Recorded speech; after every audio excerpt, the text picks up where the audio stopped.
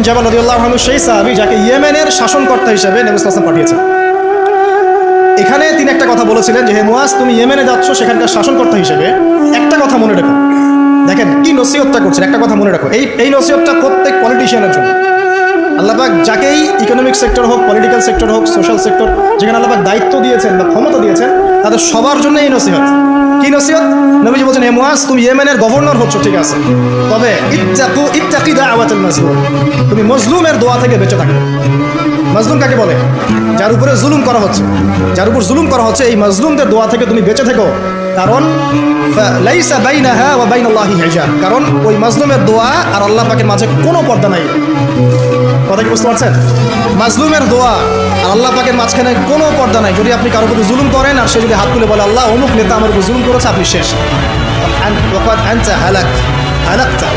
আপনি নিজে ধ্বংস হবেন, ধ্বংসিত হবেন।